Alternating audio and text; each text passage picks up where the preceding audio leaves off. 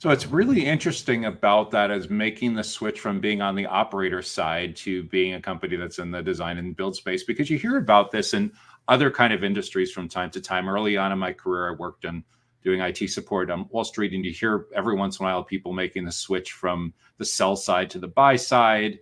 In SaaS and infrastructure, you sometimes hear of people leaving working for an agency and going to go in-house. Sometimes happens with big four accounting firms where they'll go from working in public accounting to taking a job, but you don't hear about it that often in the data center industry.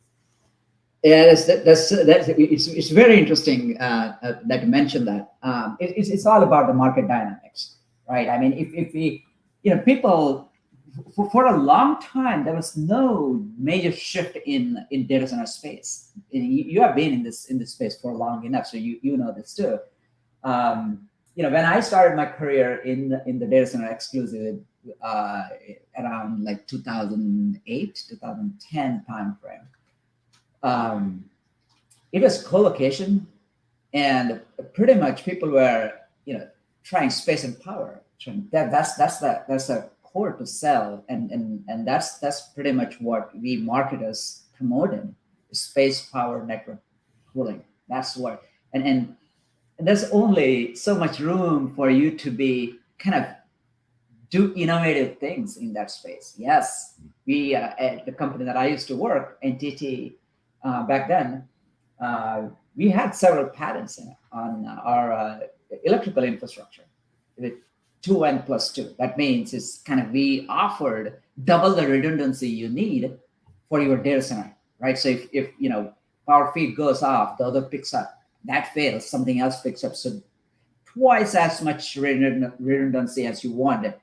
But guess what? Over a period of time, people don't really care about the data center redundancy itself.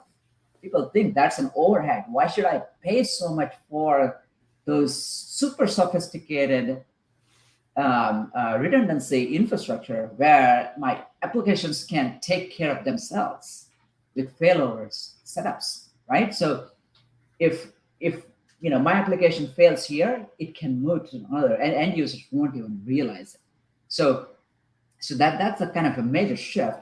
But in the age of AI, that's where it completely changed in the last 3, 4, 5 years. A day and night between what data center providers, operators were thinking as their core competency. Today, it's all about what can my data center do to support your IT infrastructure?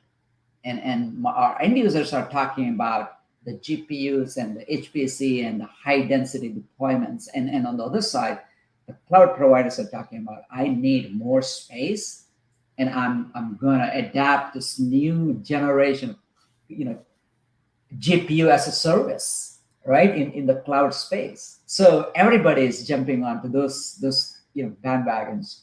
So it's a very interesting time, and we have been saying this is the best time to be in the data center industry from past decade, right?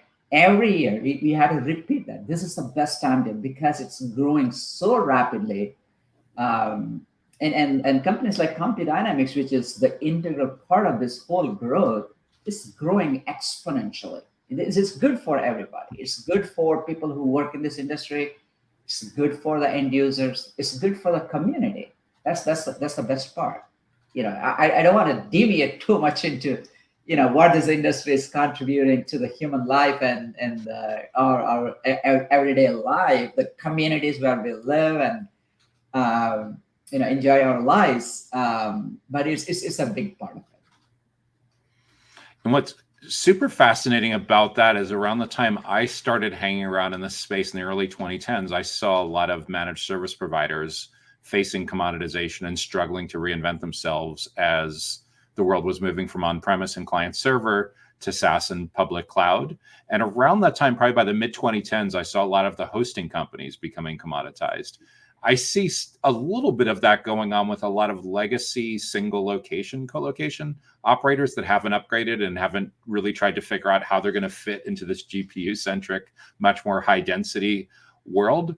But there's so many constraints around grid capacity. I feel like the market's going to sort that out at some point as well. and maybe some of the legacy colocation operators become valuable for edge capacity. Hard to know for sure, but there's a lot of interesting dynamics at place in the marketplace. That's absolutely right. Yeah.